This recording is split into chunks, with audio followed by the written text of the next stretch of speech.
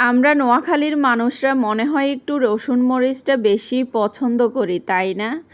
যেই কোনো মাছ দিয়ে বলেন, শুটকি দিয়ে বলেন, এটা রান্না করলে খাওয়ার টেবিলে আর কারো কোনো কথাই থাকে না, চুপটি করে ভাত খেয়ে সবাই উঠে যায়। হ্যাঁ, তেমনই একটা মজার রেসিপি নিয়ে আজকে আপনাদের মাঝে হাজির হয়ে গেলাম। আসসালামু আলাইকুম, আমি শাহজাদি ব্লগস থেকে বলছি। আজ আপনাদের মাঝে নিয়ে আসলাম ভীষণ মজার একটি ইলিশ মাছ দিয়ে রসুন মরিচের রেসিপি। তো বসিয়ে দিয়েছি বড় সাইজের একটা পাতিল, বসিয়ে দিয়ে কিন্তু আমি বেশ কিছুখানি এখানে রান্নার রেগুলার তেল দিয়ে দিয়েছি। কিন্তু দিয়ে দিয়েছি 2 কাপের মতো পেঁয়াজ কুচানো, দিয়ে কিন্তু একটু লাল লাল করে ভেজে এখানে রসুন মরিচটা দিয়ে দিলাম। হ্যাঁ, এই রসুন মরিচটা কিন্তু আমি আগেই ব্লেন্ডারে করে নিয়েছি। আমি এখানে শুকনো মোটা রসুন আর পেঁয়াজ একসাথে কিন্তু ব্লেন্ড করে নিয়েছি। পেঁয়াজগুলো যখন লাল লাল করে ভাজা হয়ে যাবে তখনই কিন্তু আমি এই রসুন মরিচটা দিয়ে দিব। দিয়ে কিন্তু এইভাবে বেশ কিছুক্ষণ নেড়ে চেড়ে একদম ভাজা ভাজা করে নিতে হবে। রসুন মরিচ থেকে যখন একটু গ্রান বের হয়ে যাবে, ভাজা ভাজা হয়ে যাবে, তখনই বুঝবেন যে মরিচটা কিন্তু ভাজা হয়ে গিয়েছে।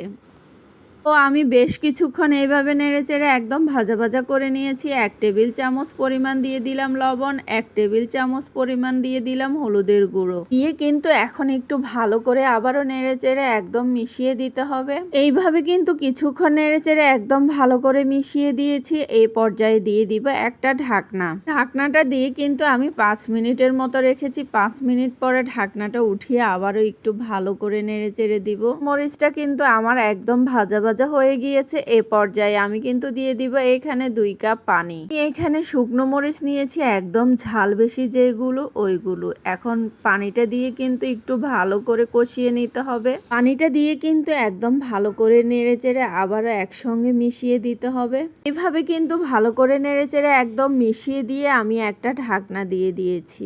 এই মাঝে কিন্তু কয়েকবার এসে ভালো করে নেড়েচেড়ে দিয়ে রসুন মরিচটা কিন্তু ভালো করে কষানো হয়ে গিয়েছে। এখন কিন্তু রসুন মরিচের মধ্যে আমি দিয়ে দিব বেশ কিছুখানি টমেটো। আসলে রসুন মরিচের মধ্যে কিন্তু চেষ্টা করবেন যে একটু বেশি টমেটো দেওয়ার জন্য, তাহলে কিন্তু রসুন মরিচের টেস্ট অনেক ভালো আসে আর খেতেও ভীষণ ভালো লাগে। আমি একটু নেড়ে চেড়ে দেখাচ্ছি, দেখেন আমি কিন্তু এইখানে বেশ কিছুখানি টমেটো দিয়েছি। টমেটোগুলো দিয়ে কিন্তু আবারও ভালো করে একটু নেড়ে চেড়ে দিতে হবে। এইবার চলুন আমি যে মাছগুলো কেটে রেখেছি সেটা দেখিয়ে দিই। আমি এখানে মিডিয়াম সাইজের ইলিশ মাছ নিয়েছি 5টা। ইলিশ মাছগুলোকে কিন্তু আমি ছোট ছোট এইভাবে টুকরো করে কেটে নিয়েছি। এরই মাঝে কিন্তু রসুন মরিচের মধ্যে আমি একটা ঢাকনা দিয়ে দিয়েছি। ঢাকনাটা উঠিয়ে এখন রসুন মরিচটা কিন্তু অনেকটা হয়ে আসছে। এখন কিন্তু এই পর্যায়ে আমি দিয়ে দিব এইখানে যে কেটে রেখেছিলাম মাছগুলো, সেই মাছগুলো। ইলিশ মাছটা দিয়ে কিন্তু আবারও একটু আলতো করে ভালোভাবে নেড়ে দিতে হবে। রসুন মরিচের সঙ্গে কিন্তু একটু ভালো করে ইলিশ মাছগুলো মিশিয়ে দিতে হবে। এ পর্যায়ে কিন্তু একটু ভালো করে নেড়ে চেড়ে আমি মিশিয়ে দিব। যেহেতু রসুন মরিচটা আগেই ভালোভাবে হয়ে গিয়েছে, এ পর্যায়ে আমি কিন্তু এখানে আর কোনো পানি অ্যাড করব না। একটু ভালো করে নেড়ে চেড়ে দিব। দিয়ে কিন্তু এখন দিয়ে দিব একটা ঢাকনা। ঢাকনাটা উঠিয়ে কিন্তু এরই মাঝে এসে আমি 2-1 বার নেড়ে চেড়ে দিয়েছি। মাছ থেকে কিন্তু কিছুটা পরিমাণ পানি বের হয়েছে। এখন কিন্তু মাছের ঝোলগুলো শুকিয়ে একদম মাখো মাখো করে নিতে হবে।